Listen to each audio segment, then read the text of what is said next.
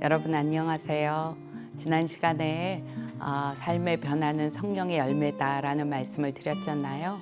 오늘은 그 삶의 변화가 실제적으로 구체적으로 어떻게 드러나는지 여러분하고 나누려고 합니다. 예수님과 동행하면 실제로 뭐가 달라질까요? 첫 번째는 주님과 동행하면 주님과 친밀해집니다. 여러분 잘 아시는 하나님의 임재 연습이라는 책을 쓴 로렌스 수사가 얘기를 말하기를 어떤 사람과 시간을 많이 보내야 친해지고 그 사람하고 친해져야 그 다음에 사랑하게 됩니다. 이런 얘기를 했어요. 예수 믿는 수많은 사람들이 주님 사랑합니다. 이런 고백을 하는데 주님을 사랑한다는 말이 거짓이 아니면서도 그 사랑에 힘이 없는 것은 실제로 주님과 시간을 많이 보내면서 주님과 관계가 친해진 것이 없이 그냥 마음에 사랑한다는 고백만 있기 때문에 거짓이 아니면서도 힘이 없는 관계를 주님과 사이에 가지고 있다고 싶습니다. 마치 부부가 친하다, 안 친하다 이것은 부부의 어떤 관계의 거리만을 말하는 거 아니고요. 그 부부의 관계가 실제로 생명이 있냐 없냐의 관계를 말하듯이 주님과의 친밀함은 안 친하다, 좀 친하다, 더 친하다 이런 거리를 말하는 게 아니고 실제로 우리와 주님과의 관계가 생명이 있는 관계인가 하는 것을 말하게 됩니다. 예수 동행 일기를 쓰면서 주님과 관계를 실제로 갖다 보면 아주 시시콜콜한 문제를 주님께 묻게 됩니다. 주님, 오늘은 밥을 어디서 먹을까요? 점심은 교회 식당에서 먹을까요? 외식을 할까요? 장을 보러 갔는데 오늘은 뭐를 사야 될까요? 이런 정말 작은 일들도 주님 앞에 물어보게 됩니다. 실제로 그렇게 물어보는 일들이 사랑의 관계를 빼면 얽매임입니다. 제가 집에서 살림하는 주부인데요. 가족들에게 뭐 먹고 싶냐, 오늘 반찬은 뭘 할까 이렇게 물어볼 때가 있어요. 제가 집에서 그 정도를 할 수 있는 권한이 없어서가 아니고요. 가족들을 사랑하기 때문에 가족들의 의견을 듣고 싶은 마음이 제게 있거든요. 주님과의 관계와도 똑같아요. 주님이 제게 밥 어디 가서 먹을지 일일이 간섭하시는 분 아니지만 주님과 밥도 같이 먹고 주님과 여행도 같이 하는 것이기 때문에 주님의 의견을 묻고 싶어지고 시시콜콜 묻게 되죠. 그런데 그렇게 묻는다고 해서 주님이 늘 선명하게 말씀을 해주시는 것 아니고요. 또 제가 주님의 음성이라고 생각했는데 아닌 경우도 많이 경험을 하게 됩니다.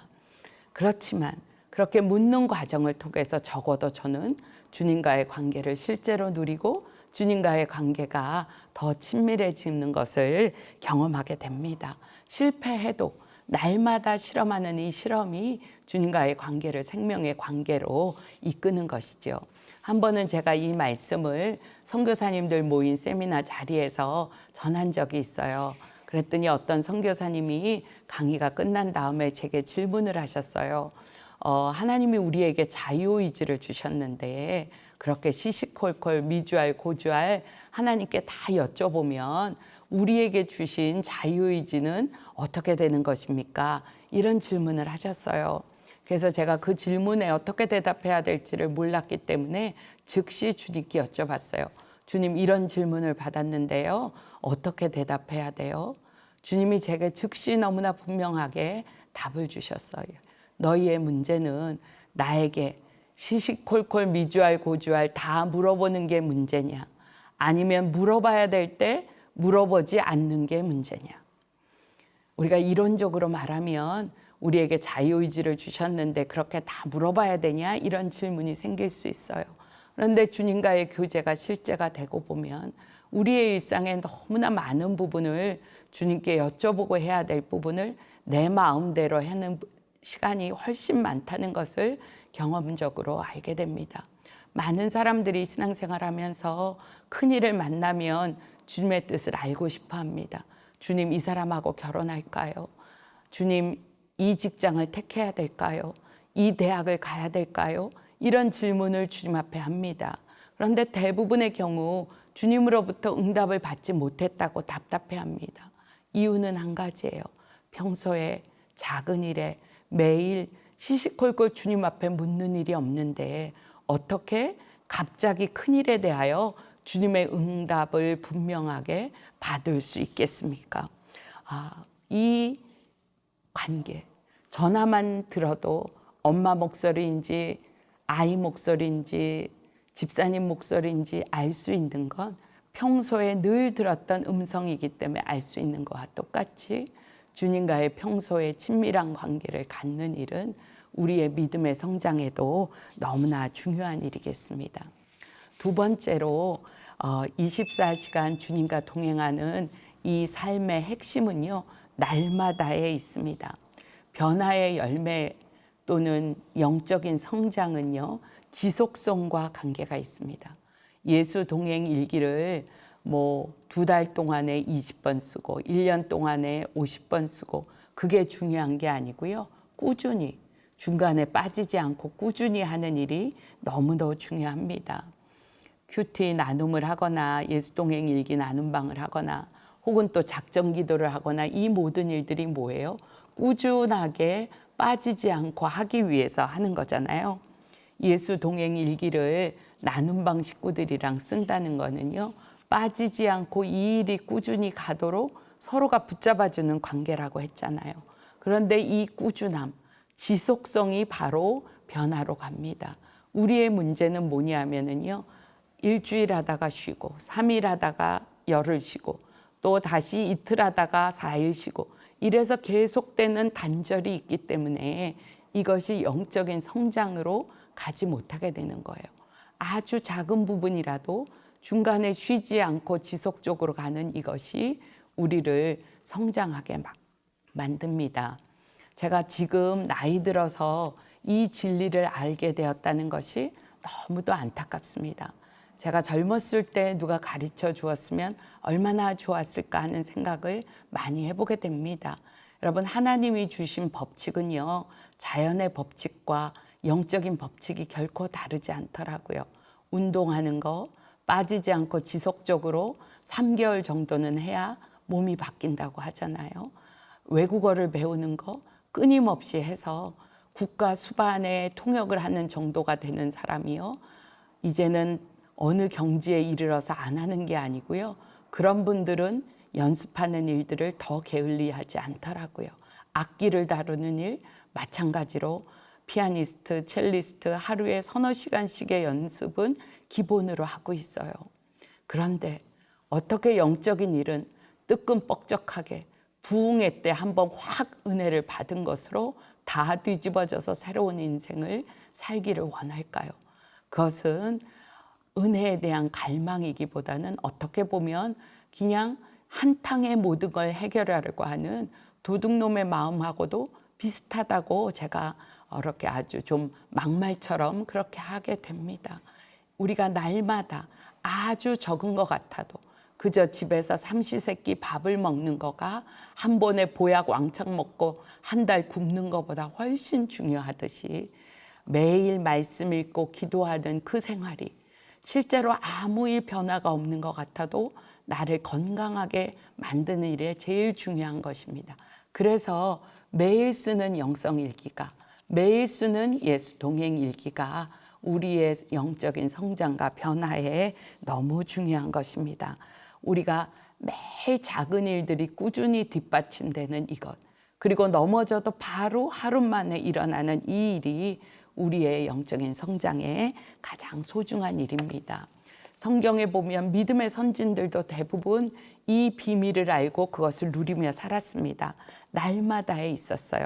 다니엘이 왕 외에 다른 신에게 절하면 죽임을 당하는 것을 알면서도 예루살렘을 향하여 문을 열고 하루에 3번씩 기도할 수 있었던 이유, 갑자기 어느 날 용기 백배한 게 아니고요.